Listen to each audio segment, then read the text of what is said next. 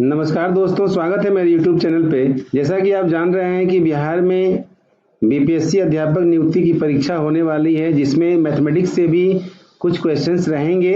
तो मैथमेटिक्स के easy questions एकदम रहेंगे, तो उसको देखते हुए मैंने आज अपने वीडियो के माध्यम से कुछ इम्पॉर्टेंट मैथमेटिक्स का क्वेश्चन डाल रहा हूँ, और जो काफ़ी इम्पोर्टेंट है और पूछा जाने वाला है, पूछने की संभावना बनती है। तो चलिए, मैथमेटिक्स से डरे नहीं, हम मेरे वीडियो को एकदम ध्यान से देखें। चलिए सीधे चलते हैं स्क्रीन पे। आज का पहला सवाल है मैथ्स का, दो क्रमागत संख्याओं का मशक क्या होगा। देखिए, जब भी दो क्रमागत संख्याओं का मशक पूछेगा तो आपका सही जवाब हो जाएगा 1, ऑप्शन बी। क्रमागत मशक निकालना है, जैसे मान लीजिए 2 और 3 का निकालना है, तो 2 और 3 का मशक 1 होगा। किसी भी नंबर वो क्रमागत होना चाहिए, तो उसका मशक आपका 1 होगा। एकदम बिना देखे ऑप्शन को टिक कर लेंगे। ठीक है, नेक्स्ट क्वेश्चन, दो बिंदुओं से कितनी रेखाखंड खींची जा सकती है। ये दो बिंदु, मान लीजिए बिंदु नंबर ए और बिंदु बी, यहां से केवल और केवल एक रेखा खींची जाएगी। ठीक है, तो केवल एक हम लोग लिखेंगे। ठीक है, ऑप्शन ए। क्वेश्चन 3, एक बिंदु से कितनी रेखा खींची जा सकती है। एक बिंदु है, इससे कितनी रेखा खींची जा सकती है। तो आप देख सकते हैं, एक बिंदु से एकदम अनंत रेखा, इनफाइनाइट नंबर ऑफ रेज खींची जा सकती है। तो यहाँ लिखेंगे ऑप्शन सी, एक से अधिक। ठीक है। क्वेश्चन 4, रेखाखंड में कितने अंत बिंदु होते हैं। रेखाखंड का मतलब हुआ कि अगर आपको 5 सेंटीमीटर का रेखाखंड खींचने को कहा जाए, तो आप स्केल लेंगे और उस पर मेजर करेंगे और 5 सेंटीमीटर का रेखा खंड खींच देंगे। ठीक है, तो यहाँ क्वेश्चन है रेखाखंड में कितने अंत बिंदु होते हैं, तो आपका सही जवाब होगा ऑप्शन सी 2, ये और ये अंत बिंदु कहलाता है। ठीक है, तो ये एकदम बेसिक क्वेश्चन है, ध्यान से वीडियो बने रहेंगे जो एग्जामिनेशन में पूछे जाने वाले हैं। किरण में कितना अंत बिंदु होता है। देखिए, किरण ऐसे होता है, ऐसे, ये ओ और ये एरो अंत बिंदु नहीं होता है, लेकिन जहां से स्टार्टिंग पॉइंट है ये अंत बिंदु, इसको मेजर करते हैं। ठीक है, तो किरण में केवल एक अंत बिंदु होता है। ठीक है, ऑप्शन बी। क्वेश्चन 6 है, रेखा में कितने अंत बिंदु होते हैं। रेखा देखिए ऐसे होता है, रेखा ऐसे, मान लीजिए इसका नाम दे देते हैं, अलग बात है, लेकिन एरो बताता है कि कहां तक जाएगा पता नहीं। तो रेखा में एक भी अंत बिंदु नहीं होते हैं, तो एक भी नहीं ऑप्शन है, तो इसका डी ऑप्शन सही हो जाएगा। ठीक है। क्वेश्चन नंबर 7, निम्न में 39 का गुणनखंड नहीं है, तो आपका सही जवाब होगा 31, ऑप्शन बी। कहने का मतलब ये है कि 39 किससे किससे कटेगा, तो 1 से कट जाएगा, 13 से कट जाएगा और 39 से कट जाएगा। इसीलिए ये यहाँ देख रहे हैं कि 31 से नहीं कटेगा, तो आपका सही जवाब है 31, ऑप्शन बी। ठीक है। नेक्स्ट क्वेश्चन नंबर 8 की ओर आगे बढ़ते हैं। 15 के कितने गुणनखंड हैं। देखिए, 15 1 से कट जाएगा, ठीक है, 3 से कट जाएगा, 5 से कट जाएगा और 15 से कट जाएगा। तो इसका गुणनखंड कितना हुआ, 4। तो आपका सही जवाब है 4। एकदम बेसिक सवाल पूछेगा। अगर बहुत सारे अध्यापक हैं जो सक्षमता परीक्षा के लिए भी तैयारी कर रहे हैं, उनके लिए भी यह बेसिक मैथ्स है, घबराएंगे नहीं। वीडियो को बार बार देखेंगे, उसमें बनाए गए पैटर्न को समझेंगे और अपने एग्जाम को सफल बनाएंगे।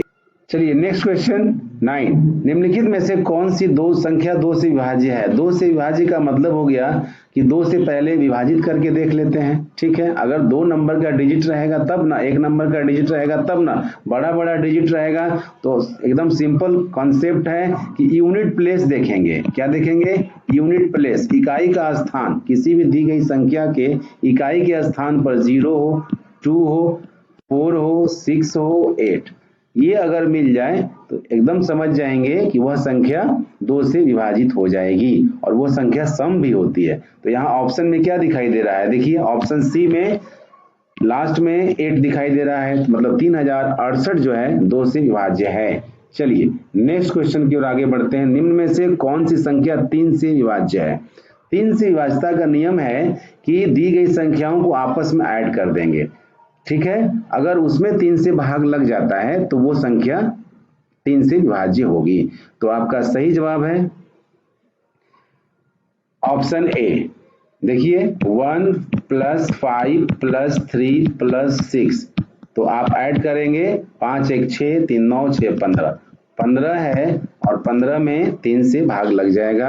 तो आपका सही जवाब है ए, ऑप्शन ए 1536। ठीक है, नेक्स्ट क्वेश्चन की ओर आगे बढ़ते हैं। 43,216 में 2 के स्थानीय मान और अंकित मान का अंतर क्या होगा। देखिए पहली बात की स्थानीय मान और अंकित मान के बारे में समझ लें। स्थानीय मान का मतलब हो गया कि दी गई संख्या में जिसका पूछेगा वो नंबर देख लेंगे। जैसे 2 का स्थानीय मान पूछ रहा है 2 लिख देंगे और 2 के बाद जितना नंबर है वो 0 लिख देंगे भाई। तो 2 नंबर है तो 2 0 हो गया, 2 नंबर है तो 2 0 हो गया। और अंकित मान का मतलब हुआ कि वही नंबर लिखेंगे जिसका पूछ रहा है। तो इस तरह से इसका अंतर हम निकाल लेंगे तो ये 8 हो जाएगा, ये 9 हो जाएगा और ये 1 हो जाएगा। तो आपका सही जवाब है ऑप्शन डी 198। तो स्थानीय मान और अंकित मान ये भी काफी पूछा जाने वाला क्वेश्चन है, इसकी भी संभावना बनती है। तो आप ध्यान से स्थानीय मान और अंकित मान के बारे में जानकारी प्राप्त करेंगे। क्वेश्चन नंबर 12, निम्न में कौन अपरिमेय संख्या है। अपरिमेय संख्या का मतलब क्या होता है। ठीक है, परिमेय संख्या का मतलब जो p बाई क्यू के रूप में व्यक्त हो और जहां पर q 0 के बराबर नहीं हो। ठीक है, उसको हम लोग कहते हैं परिमेय संख्या। और परिमेय संख्या का मतलब ये भी होता है कि रूट में अगर मान लीजिए 16 है तो इसका आप स्क्वायर रूट निकाल लेते हैं तो ये 4 हो जाता है। तो जिसका स्क्वायर रूट आप निकाल सकते हैं वो परिमेय संख्या होगी, जिसका स्क्वायर रूट नहीं निकाल सकते हैं वो परिमेय संख्या नहीं होगी, मतलब अपरिमेय संख्या होगी। तो आपका सही जवाब होगा ऑप्शन डी। ठीक है, ऑप्शन डी आपका अपरिमेय संख्या है। 64 का 8 हो जाएगा, 49 का 7 हो जाएगा, 121 का आपका हो जाएगा 11। ठीक है, तो ऑप्शन डी। इस तरह से परिमेय संख्या और अपरिमेय संख्या से भी क्वेश्चन पूछे जा सकते हैं।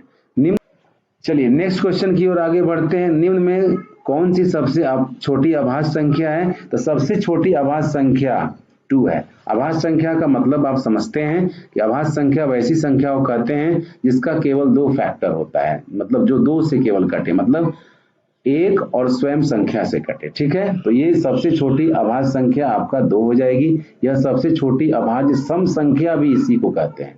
ठीक है, इवन नंबर। ऑप्शन सी आपका सही जवाब होगा। क्वेश्चन नंबर 14, एकांतर कोण आपस में क्या संबंध रखते हैं। एकांतर कोण जैसे मान लीजिए 2 समानांतर लाइन है और एक तिर्यक रेखा कट करती है इसको। ठीक है, 2 पैरेलल लाइंस एक ट्रांसवर्सल लाइन कट करती है तो इसका एकांतर कोण ये होता है। ठीक है, तो इसका एकांतर कोण ये होता है और ये आपस में बराबर होता है। ठीक है, तो हम लोग ऑप्शन करेंगे ए, बराबर होते हैं। ठीक है, चलिए आज का अंतिम सवाल की ओर आगे बढ़ते हैं। सवाल नंबर 15, आयत का परिमाप क्या होता है। आयत आप जानते हैं कि आयत में आमने सामने की भुजा क्या होती है, बराबर होती है और पैरेलल होती है। तो लेंथ हमेशा जो होता है b से बड़ा होता है। ठीक है, तो आयत का परिमाप हो जाएगा, परिमाप का मतलब होता है टोटल बाउंड्री में जितने लेंथ है सबका सम, जोड़। तो इस तरह से आयत का परिमाप आपका हो जाएगा option A 2 into L plus B, मतलब 2 इंटू लंबाई प्लस चौड़ाई। तो इस तरह से आज के वीडियो में हमने देखा कि मैथमेटिक्स का किस तरह का क्वेश्चन पूछा जाता है, जो सक्षमता परीक्षा और बीपीएससी परीक्षा दोनों के लिए काफी इंपॉर्टेंट है। तो खासकर मेरे दोस्त मेरे वीडियो पर आप अंत तक बने रहेंगे, ज्यादा से ज्यादा शेयर करेंगे, लाइक करेंगे। अगर चैनल को सब्सक्राइब नहीं किए हैं तो चैनल को सब्सक्राइब कर बेल आइकन के बटन को दबा लेंगे। चलिए फिर मिलते हैं नेक्स्ट वीडियो के साथ। थैंक यू, वंदे मातरम, जय हिंद।